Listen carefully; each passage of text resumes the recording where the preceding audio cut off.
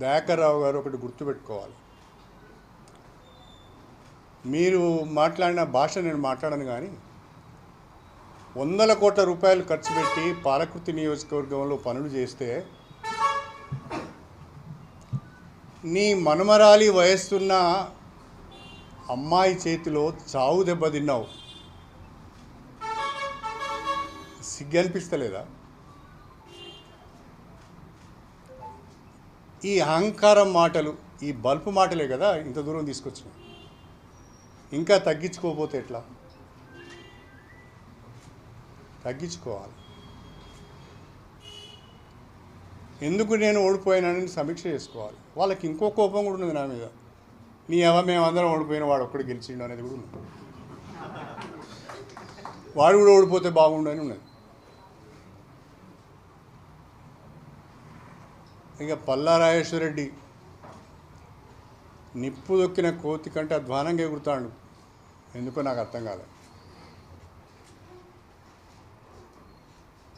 భాష అయితే దారుణంగా ఉన్నది. నేను అవినీతికి పాల్పడ్డానని, నేను దోపిడీ చేశానని చాలా మాటలు మాట్లాడుతున్నాడు.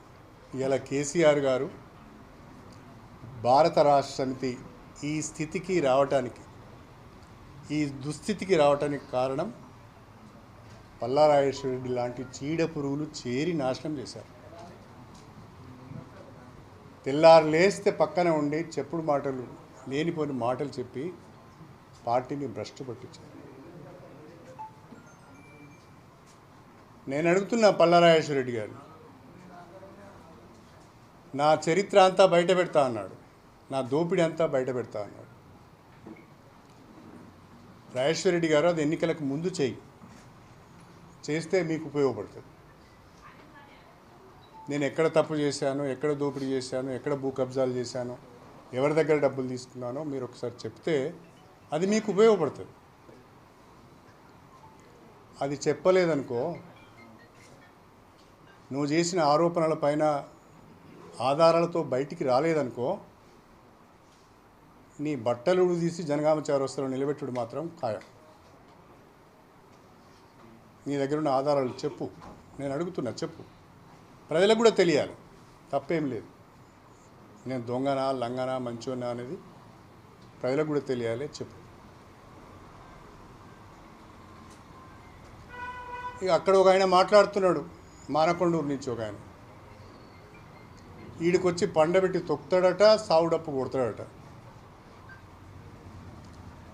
మానకొండూరు ప్రజలు పండబెట్టి తొక్కితే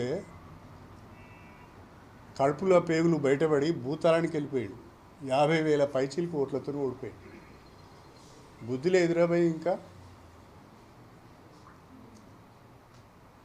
నీ ముఖానికి అంత సీన్ ఉన్నదా? నా దగ్గరికి వచ్చి సావుడప్పు కొట్టేంత సీన్ ఉన్నదరా? నిన్న మొన్నటి వరకు నా చుట్టూన్న వాళ్ళు ఒక్క రోజులోనే ఎంత కఠినంగా మాట్లాడుతున్నారు అంటే వాళ్ళ కడుపులో ఎంత విషం ఉన్నదో అర్థమవుతుంది. తర్వాత నా పైన ఒక దుష్ప్రచారం కూడా చేస్తున్నారు. పార్టీ నుంచి నేను డబ్బులు తెచ్చుకున్నానండి.